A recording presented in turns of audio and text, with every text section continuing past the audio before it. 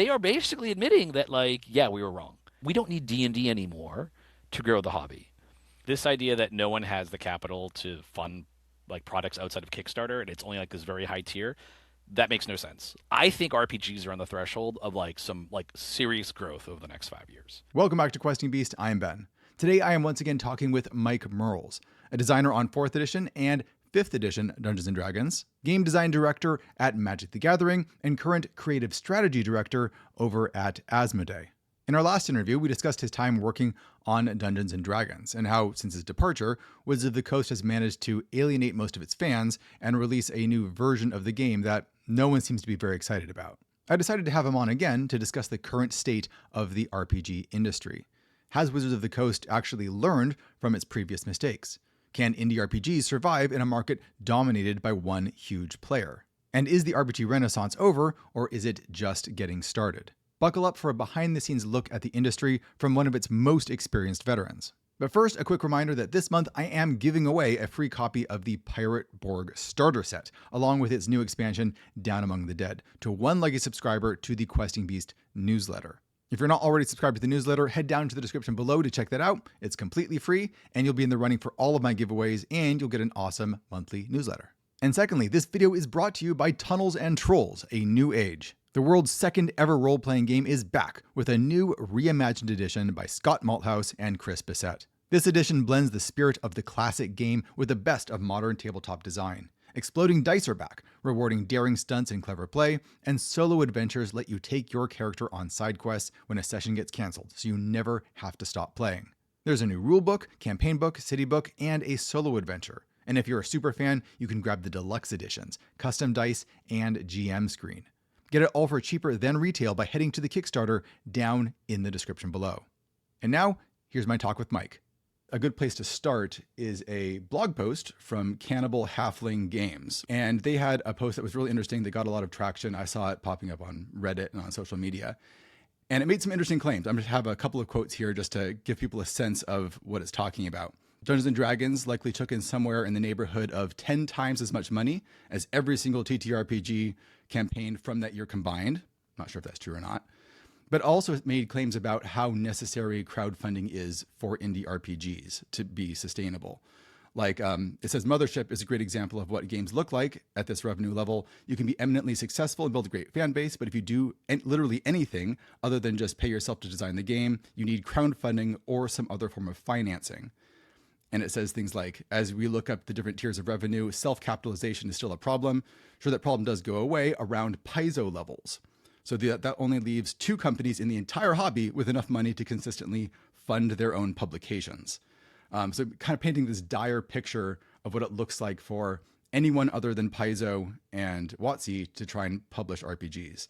And I know you have some thoughts about that, so I'll just let you talk about it. So there's a lot to unpack there. But the one thing that I think we all should acknowledge is I don't know if this idea of crowdfunding, somehow like the reliance on crowdfunding to generate revenue being like bad because there's no investment or capital flowing around. I mean, tell that to the 1,000 people that Epic just laid off from working on Fortnite. I mean, they have more money than God, and they're still, it's like a quarter of their workforce. So like, I get it. Like, I understand what maybe the author's trying to get at, but I think that I don't think it's really a great measure. So one thing to clear up immediately: this idea that no one has the capital to fund like products outside of Kickstarter and it's only like this very high tier, that makes no sense. Like, the cost of making a TTRPG book is, compared to other types of games, very low. Because you're talking about books, printed material, it scales up nicely. What I think, though, that this is pointing out in terms of crowdfunding, and we'll get to the actual tiers in a sec, but what I want to point out is it actually is not a lot of money to get into publishing RPGs. Where it starts to get tricky is when you decide, hey, I want to, say, have a full-time staff, or I want to do this full-time as my job. What happens when you go from, say, a hobbyist viewpoint, where it's like, I put myself in this category. I mean, I work for a game company, but I have a side gig where I'm publishing a game. And for me, it's very much like, I don't need to go really big with this. I can kind of scale it down to just be more comfortable and fun to work on, because I know I'm not relying on this to be like my full-time income. Especially in the United States, where you have to pay for health insurance out of pocket. when I was paying my own way through health insurance when I was maybe say before I started my current job, like healthcare was our number one cost by far above everything else. So I totally get it. It is hard to have enough income coming in to sustain yourself. But if you think about the business and if you have the ability to get out product at a regular cadence, like you're doing a book every month or a book every quarter, like you can then start building up a backlist of books that can sell consistently, that you then have a steady stream of revenue coming in that you can then use to invest in new releases and so on. So companies like when I worked at Chaosium, Chaosium did do crowdfunding, but typically for projects that like this doesn't necessarily seem like something that would do well at retail. So for instance, there was a reprint of the classic ElfQuest role-playing game. That was probably not something where if you tried to solicit it through distributors, like they'd be excited about, selling a game from 40 years ago. But there's an ElfQuest audience. There are fans of ElfQuest. And so crowdfunding is a great way to connect with people directly. And that I think is the big thing that's happening now for tabletop role playing is it is very much a direct sales model now. I think we talked about this the video last year, but increasingly we're seeing now tabletop publishers of any size are now selling through the internet, they're selling through conventions, they have a web store, they're selling ebooks, and that is the big shift. And once you make that shift, then that revenue, that recurring revenue that starts coming in, can then support an ongoing business. Now, the trick is to get there, it does take a while because you need to build up your backlist. You need to build up, a sort of a stable of titles that are doing well. So there's a lot of vagaries. Like you can make a great game and it might not sell. There's a lot of reasons why that happens. So it's rewarding you if you are like steadily building up, releasing products on a regular basis, or using crowdfunding as like your tent pole thing. What I think is interesting when you look at like what Kelsey's doing with Shadow Dark, but also what MCDM has done with their last Draw Steel Kickstarter, they are funding multiple products at once.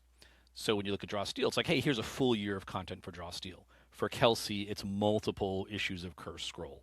So I think that's kind of where we're seeing people evolve to, where it's like, okay, my crowdfunding, I want it to be big. I don't want to do them too often. And it's essentially replacing what maybe 20, 25, 30 years ago would have been just, hey, these are the monthly orders I'm getting from distributors and I'm shipping books out. So we've kind of replaced that with a different model.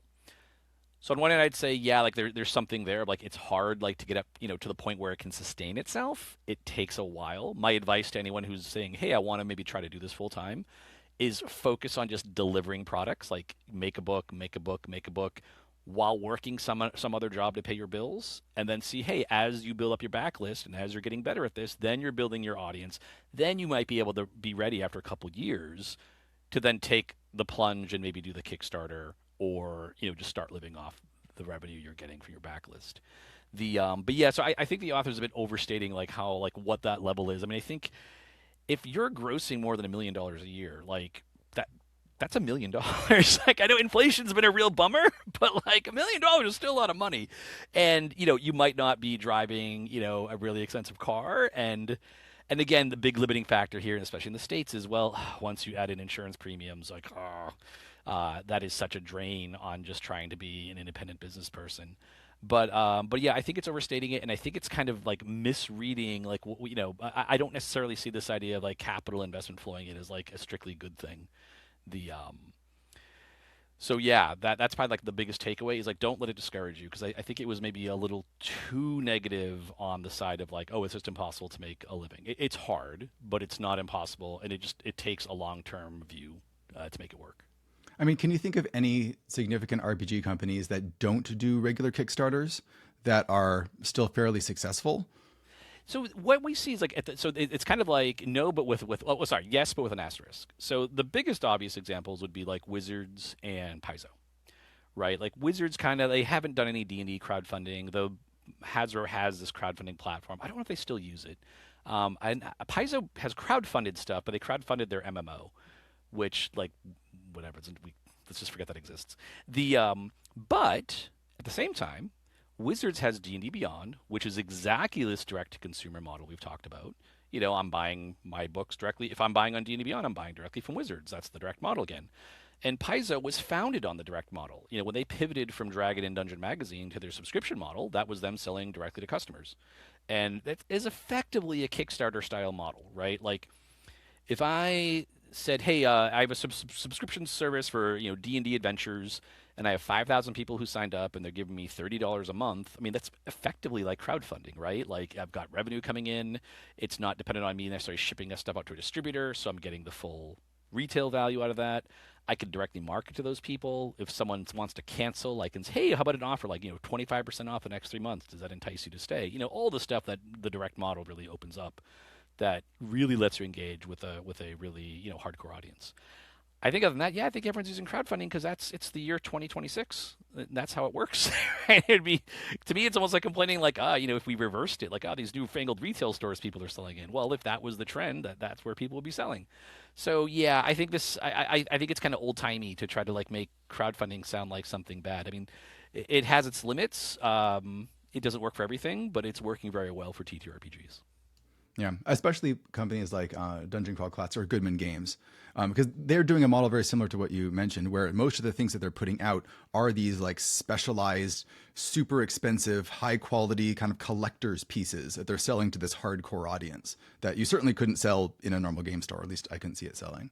Yeah, exactly. It's letting you find your audience, Yeah. and I think it's one of the, we can say there's a lot of bad things the internet does, but it does enable communities, I like this thing, it's kind of obscure, why can't I find other people who like it?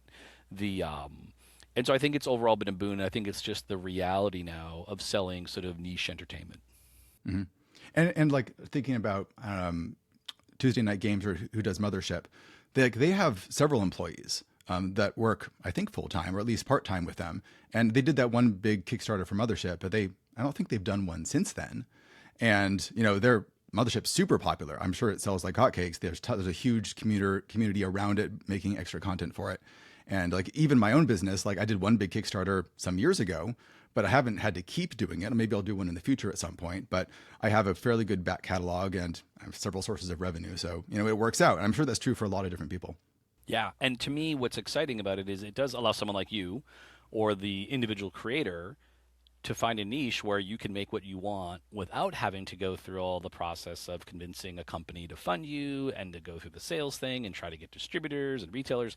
You can just sell directly to people who like your stuff. And like you mentioned, there's things like Patreon, YouTube. There's other ways to both get yourself out there, but also in a way where you can make some money off of it. The Now it's difficult, right? Like, I mean, I am someone who like, okay, I've worked for companies my entire life. I don't know if I could just jump in and do that. I like the stability. The But I think it is a new model, and I wouldn't mistake it for like something that's broken or flawed. If anything, I think it's actually fantastic because we're getting more games now than ever, and the Kickstarter like crowdfunding is very healthy. It's doing very well, and it's showing a lot of great signs for the hobby. So, what do you think about the tiers that blog post broke everything down into? Where Wizard of the Coast is this massive behemoth at the top, and then everyone else is these tiny little minnows in the pool sort of surrounding it. So I think there's like two main issues I'd have with that analysis. First, I think it wildly overstates like the top two tiers, the amount of money that's actually there. The When you look at like I think the number was like $500 million for D&D, like for the TTRPG, and that is okay. So let's break this down. This is one of the things I like to do. So okay, let's say $500 million sold. How many D&D books per year does that equal? Well, a D&D book sells for $50, so we're kind of making the claim that they're selling 10 million D&D books a year. So 10 million copies of something. So like I think if you were to look at the list of like the best-selling video games of all time, like where would 10 million put you? I think it actually puts you like in the top 50 somewhere. And then they're doing that every year. So like you know what? I got a window open right over here. I'm going to do a quick search for like, but I think that's the problem is like it's one of these claims where you look at it and you're like, oh wow, that sounds kind of reasonable because we live in a world where we're used to hearing about values like billions and hundreds of millions. We lose track of the fact that $1 million is still a lot of money. $10 million is a lot of money, right? Like the so I think that's one of the things where we start looking at. So I'm looking on. So like yeah, Tetris is like the top selling video game of all time according to Wikipedia. It has sold 520 million copies. So like The next one down is Minecraft at 350, right? To get down to like 10 million, am I in the top 50? Okay, the top 50 bottoms at 25 million. But essentially what we're saying is in 2.5 years, Dungeons and Dragons role-playing games are outselling Grand Theft Auto 4. Like that doesn't make any sense, right? Like that just doesn't scale up. I think it's probably more realistic that might be, that number is maybe 10% of 500 million. Like, is it possible there's $500 million coming in for D&D in total? It could be, but that money's probably all coming in through video game licensing, other products. Simply put, like if we were to see, just look at books, right? Top selling books of 2025. Let's see if we can get an estimate of the copies here. The it doesn't look like there's too many things where you can get the actual number ones, but like 10 million books. Like, I mean, the population of the United States is like 308 million, if I remember right. So we're kind of saying that 1 out of 30 people in the U.S. buys a D&D book a year. Like again, that's bonkers. That doesn't like it just doesn't make sense when you start putting in context of things. So What about the other tiers? Like it has like Paizo at like 50 million, and then like everyone else is like Steve Jackson 5 million and so forth. Does that like make sense? I think the Paizo estimate's probably a little high. Again, kind of going back to like I think D&D is more at that 50 million. Paizo is probably somewhere around like 10 to 20 million. They do have a pretty aggressive release schedule. They have multiple game lines. When you start adding up the numbers, like, I could see them getting it. They also have licensing. So if you just say Paizo as a company, so everything they do being in that range, yeah, I think that makes sense. Again, I think it's easy to lose track of scale, right? I mean, if I told you, hey, Ben, I just released a TTRPG book. It's a $50 book, and I sold 100,000 copies last month. That sounds amazing, right? Like, I think anyone would happily take that. But that would be what? $2.5 million in revenue, right? Like, that's, again, we lose track of scale, right? So we hear $2.5 million on its own, and maybe it's easy to think that's not a lot of money. But then when you put it in the context of that's 100,000 copies of a game sold, $50 retail will typically sell into distribution about half that. So I would be walking with $2.5 million, which then if I did nothing but take that $2.5 million and put it in an index fund and live off the growth, I'd be making $150,000 a year for the rest of my life. So again, it's one of those things where it's like we kind of have to like, sorry, it would be more like it would be like 150,000, whatever. My math people will off. It would be a nice income. No one would say no to it. So I think it's easy to lose track. Like, we hear the top line news these days is always like these massive numbers. We hear about Elon Musk is worth like $1 trillion, whatever. But I think it can distort things. When you're talking about game publishing, like once you're over $1 million, you're like, that's a viable business. So, I mean, zooming out for a second, what do you think the RPG industry looks like as a whole in terms of its health, in terms of the indie market? 'Cause it seems like the indie market is expanding really quickly. There's a lot of big Kickstarters that are happening. It feels like, again, this is just your feeling from like the internet and from talking to people, that WotC is in trouble. Is it actually? What do you think is actually going on here? Okay, so this is the thing, and this is going to be the maybe the bummer for you. So last time, I think the last video had like 600,000 views, something like that.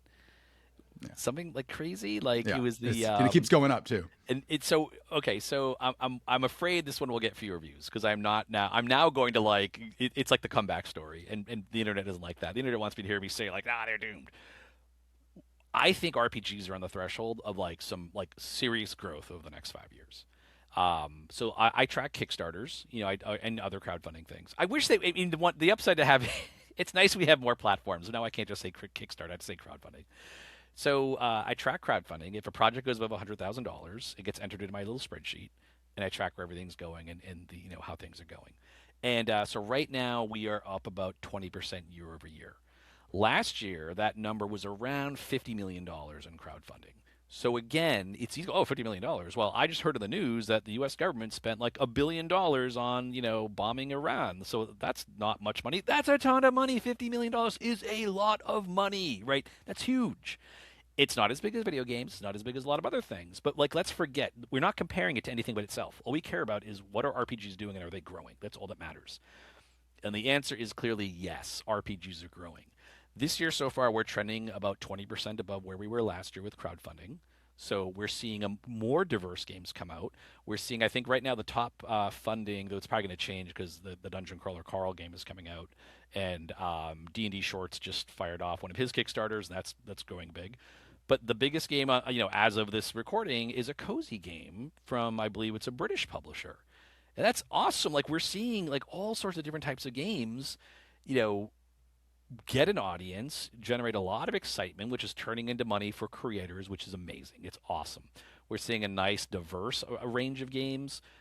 Basically, this is like, to me, like kind of the dream scenario. Like, lots of new games, lots of new audiences, lots of growth. It's fantastic.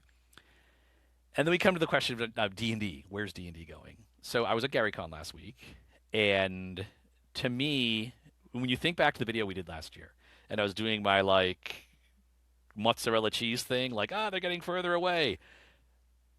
They're getting closer. They're doing it. Like, I didn't think they would do it. Like, I just thought, like, they seem really defensive. They seem to be kind of hit this rut that a lot of game publishers have hit, where it's like, no, it's the audience that's the problem. We're doing everything right, right? If people aren't buying the game, it's because the audience is wrong. And once the audience fixes itself, we'll be doing great. I just worried they were going to hit that. And they're not. Like, Gary Kahn, Dan Ayub, the head guy now of D&D, is at the convention. He's doing a press conference with Luke Gygax. I mean, did anyone a year, if in our video a year ago, I'd say, well, of course, I predict a year from now, the head of Dungeons and Dragons will be doing a press conference with Luke Gygax at GaryCon. No, there's no way, unless I was like completely delusional, like half asleep. Like, there's no way I would have predicted that. And then here's other things that are happening that maybe people haven't noticed. So Bob Worldbuilder released a video in the past week, and he did a critique of the new D&D starter set. And he was kind of going over some of the encounters. I don't really like this design, blah, blah, blah. And in the video, he messages Justice Arman, the designer of the box set. And Justice messages him back and explains, well, here's why we designed it this way. It's amazing. Like, this is what we wanted. Like, they're doing it. They're coming back to the audience, right? And Justice had great answers, like, oh yeah, that makes a ton of sense, about the design. And go watch Bob's video if you want to get, to the download of it. But it was basically something where, like, yeah, Bob, with his experience DM had, is looking at some material, going, I don't really like how this is set up. And Justice comes in with like, well, no, here's why we did it. We did our play tests. Here's what we found, and it made a ton of sense. And it's awesome to see that communication. I think that's what people want. And so I'm trying not to get irrationally exuberant, but we're seeing it. Like, they're showing up, like they're engaging, like it's happening. Like, I think they might be turning it around, and that's fantastic, because I think that's the first step, is to acknowledge, hey, things went wrong. Like, there are some things here we need to fix. It doesn't mean everything is wrong. There are plenty of people playing D&D and enjoying it. There are plenty of people who like D&D 5.5. Again, that's another thing. They're calling it 5.5. That's incredible, right? Like, no, that, like, they are basically admitting that, like, yeah, we were wrong. Now, you don't need them to come out and grovel and say blah blah blah, but they're basically saying that we tried to tell you guys, we tried to make a game that we felt was purely backward compatible. It would just be 5e, and for a lot of reasons, like, that didn't happen. And you could argue about the details, but largely speaking, what we're seeing is the audience is dividing now. And so the first step to turning something around is to acknowledge that we're going in the wrong direction. That alone is huge. I mean, when I was working on D&D, when we worked on 5th, it was a real serious tough fight to just get people to acknowledge that, hey, the reason the business, why our revenue has dropped by like 80% in the past year or two, is because we release products people don't like. It sucks to have to admit that, but like, what else are you going to do? We went from like 50 million a year to like 10. So like, what do we like? No one. It is rough to acknowledge you messed up, but the only worst thing you can do is to pretend you didn't and just keep going. And so to see the things they're doing, the engagement with people in the community, seeing Justice like reaching out to a critic and just giving like an honest, good answer, right? Like, that's grounded in game design. That's fantastic. And I think one of the maybe limiting factors they face, that's why I teach a game design course at University of Washington, and I just taught last night. And one of the questions that the students had was can you use online audiences as for feedback? And my advice was no. There was a time when online forums like Reddit, Twitter, etc., were kind of places you could go to discuss things, and now they're kind of like these ideological battlefields where the goal isn't to like discuss. The goal is to drive out the opposing opinion. And so I think that's going to be the thing that's interesting is I don't think they can just do things like maybe D&D used to do 10, 15 years ago. Because I just don't think I'd ask an employee to do that and risk all like the weird, as someone who's gotten a lot of death threats over the years, right? I wouldn't want to put anyone else through that. But you see in areas where it does make sense for them, where they can have an honest conversation, they're doing that. And so I think that bodes really well. So yeah, I will see where they keep going with it, but it does feel like it's almost like maybe I don't know if they watched the video. I don't want to but a lot of people watch that video, and I've seen people reference it. So like, I don't know if that helped or whatever. But if you're watching this one, good job, Wizards of the Coast. Keep doing it. Like this, you're on the right track. Just keep going. Yeah, I was just watching a video from Dungeon Craft today where he pointed out that like at that interview, the new director said that like he indicated that D&D had lost its way. Like he like said that out loud, which is a really strange thing to hear. And I think they were going to be at Gen Con 2, which they haven't been at forever. I guess they were there when 5.5 was released, I think. But they usually avoid Gen Con entirely. So it seems like a whole new era of actually trying to engage with people. Yeah, and I think that's Very the exciting. key is because they often they were at Gen Con last year, but they were kind of like off on their own little area. You had to kind of seek them out. What I saw at Gary Con was them reaching out, getting out of their shell, which is great. Chris Cox, the CEO of Hasbro, was at GaryCon. I played AD&D with him on Friday night. They're taking it seriously, right? And now I think the one thing I would caution everyone is like, look, D&D is now a much bigger audience than it used to be. I think that longtime gamers such as myself, we owe it to the hobby to keep the door open for everybody. That if we want a future which just looks like the past, we're not going to get that. The game has changed. I think that's great. But I think maybe what Wizards is learning, they talked about having Luke work on a Greyhawk book, and Luke openly talked about, oh yeah, my take on D&D is going to be much deadlier, and they're okay with that. And I think what they're learning is D&D is too big now for it to be just one way to play. There's too many people playing it. There's too many ways to play. And Magic the Gathering, I think, went through something similar, where when Commander started to take off, for years Magic was a competitive 1v1 game. And now Magic is a social, 4-player multiplayer game, right? I played a game of Commander at GaryCon, and I did beat down Luke from Pirate Borg's deck pretty savagely. I humiliated him, to be honest. Like, Luke, if you're watching this, I have no regrets that how thoroughly I destroyed your deck. But crushing him wasn't really why I played. What was fun was the social aspect of it. And so I think what they're kind of learning is like this idea. Oh, there's only one way to play D&D, and it's got to be like theatric role play and wacky it couldn't be. It can be, but it can also be a tense dungeon crawl. It can be a hardcore simulation. Learning that now D&D has grown so large that trying to sell one D&D is only going to make your audience angry. Even the phrase one D&D, right? Like, that was their name for it for a while. And it's like, no, that's just not how these games work, man. Like, look at the GaryCon list of events. D&D, there's a crazy variety of stuff of what people are doing with D&D. And I hope that's what they're going to embrace, because I think that's the best thing that could happen for D&D and the hobby. So do you think like if WotC keeps this up, does more community engagement, continues to grow, that's good for the hobby in general? Because there's one quote at the end of that same blog post we mentioned, which I thought was really interesting. And it's near the end of the blog post. And it says, if you were to make a list of the top 30 publishers by revenue, you could probably rename it the complete list of all RPG publishers that can afford full-time staff. The hobby is small, and hobby fans can be forgiven for noticing that taking down D&D to make way for 10 more Paizos, or 30 more mongooses, or 100 more magpies is more likely to happen than the hobby growing the 300% or more that it would take to get that revenue share organically.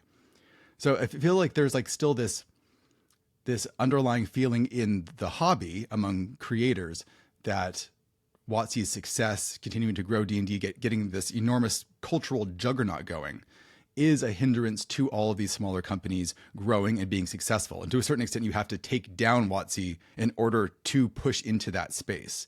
Does that seem like that's reasonable? What does that even mean? I don't understand. I don't know what happens. If you destroy D&D, then there's more indie RPGs that get created. I don't even know where to begin. So look, this is what I recommend. If you're making a game, make a cool game. Just focus on making a really fun game that reflects your personal, like, hey, here's what I want a game to do, or the game I'd like to play. Worrying about D&D, like, I don't know, man. I wish I had enough free time that I could sit around worrying about D&D. The That's just how this works, right? Like, think of board games, right? Settlers of Catan comes along and sets an entire new standard. Ticket to Ride, all these other games that come after it, they didn't have to like unseat Settlers of Catan, right? This idea, like this winner take all mentality, like I don't know where it comes from. I don't get it because the my experience is that in I would say that what the numbers have shown over the past few years is like D&D's health in some ways is independent of the health of other publishers. We've seen crowdfunding for D&D to actually drop pretty significantly in the past couple of years. Part of that, I think, is because some of the really big players in that space are just they're revving up for their next projects. But I do think that the 5.5 rules did put a significant dent in the enthusiasm around D&D. I went through that myself. I wasn't working on D&D when the OGL thing happened, but like I just didn't want to play D&D anymore because I'm just like really sick of like it just wasn't fun. The But I don't think it's a case where like the only way you can get someone to like play Shadow Dark is by like killing D&D. That's not how games work, right? The way you get people to play your game is by making a really exciting, fun game. And I'm also not going to say like, oh, we need D&D to grow. Like I've seen people say that. Like, I've had some discussions with like publishers who are making D&D 5e stuff. Where I've asked, well, why aren't you just making a player's handbook? Like it's really this distinct setting and distinct classes. Why are you requiring your player to also own a D&D player's handbook? And they just kind of have this weird like, well, I want to keep like it's good for the community, it's good for Wizards. Like, what do you care? Like, just make a cool product. And so I think the opposite is also true. You don't need we don't need D&D anymore to grow the hobby. We also don't need though to think of D&D as a roadblock to our own growth. I just don't see how that adds up. It's not like Wizards is like there's like some like the only way you can play these games is by starting with D&D. I mean, realistically, what it comes down to is D&D has a 50-year-old brand that has really high brand awareness that people find interesting, and so they go and buy that game. As a creator or publisher, the more time you spend worrying about D&D is the less time you're worrying about making a good game. And my experience is that, like all things being equal, people will buy good games. Now, good games might not sell for a lot of reasons, but at the end of the day, if your game is not interesting or fun or has something going for it, like it's not going to go anywhere. So that's where I'd put my energy. I wouldn't worry about trying to take. I just don't even understand what am I supposed to like yell at D&D fans? Do I need to go to this game store down the street and like shoplift all the D&D books so no one can buy them? Like, it's just bizarre to me. Like, we don't see this in video games. We don't see this anywhere else, and it's definitely not true in TTRPGs. They're growing too fast, especially when they're growing at a time when D&D has had a lot of like challenges. Yeah, especially true if you talk to people who play a lot of 5e, because there's definitely a contingent of people who just like playing 5e.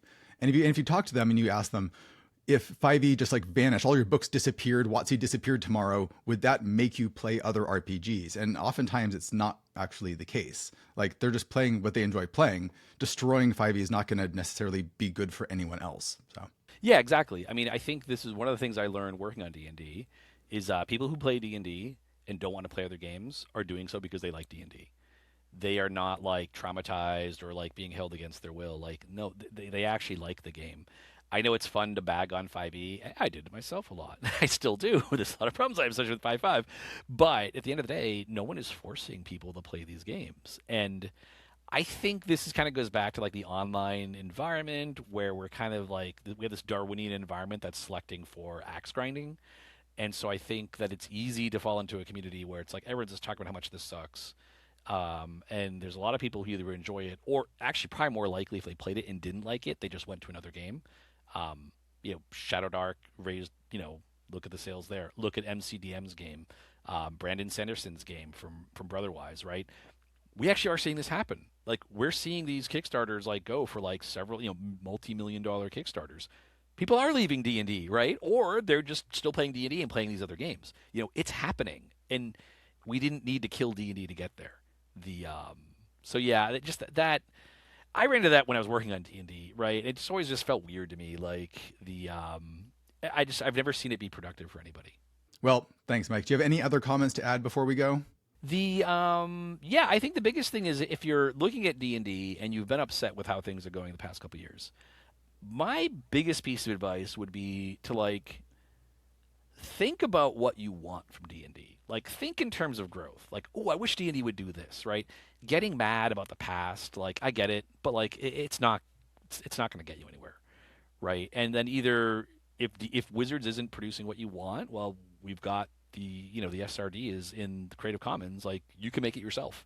So, find the person who's making the stuff you like. That's in Matt Colville is great. Like, he made a game because it's the game he wants to play, and it turned out the people who like listening to Matt talk about games wanted to play Draw Steel, and now they're doing Crows, their next game, right? Like, these audiences are out there, right? So if you are upset with D&D, your time is going to be much better served by rather than trying to fight for control of D&D, because I think that's kind of what comes down to. It's a fandom, right? And everyone wants to be in charge, and everyone wants to be like, oh, it's my fandom and just leave that all behind. Go find the game in the community that's playing the game you love and the way you like, because it's out there. I guarantee you, they're out there. You just maybe have to do a little work to find them. Yeah, I see that too online, where for a lot of creators, there's kind of this attitude of victimhood that I have created this game and it didn't take off, and therefore it must be D&D's fault that it didn't. And it's like, maybe your game wasn't that good, or maybe it was really good, but you needed to cultivate a particular audience that enjoyed it. So there's other reasons than just there happens to be a big behemoth in the room that is affecting you. There's lots of other factors going on here. Yeah, and it sucks. It sucks to make a game and put a lot of work into it. I worked on 4th edition D&D. I mean, I didn't know I'd get a chance to do 5th when I worked on that game. I was seriously thinking like my legacy is going to be that I helped kill D&D. And it can be random, right? It could just be chance. Like, it's just bad luck. Luck plays a much bigger role in our lives than we like to admit. But I think the worst thing you can do is just fixate on externalizing that to something you can't control, where maybe you could be working on the next game or refining what you've done, or just maybe taking a break from it and just letting yourself recharge and relax a bit and then having another go at it. All right. Well, thanks for joining us, Mike. I really appreciate you sharing your wisdom, and maybe we'll have you on another time. Sounds great. All right, take care.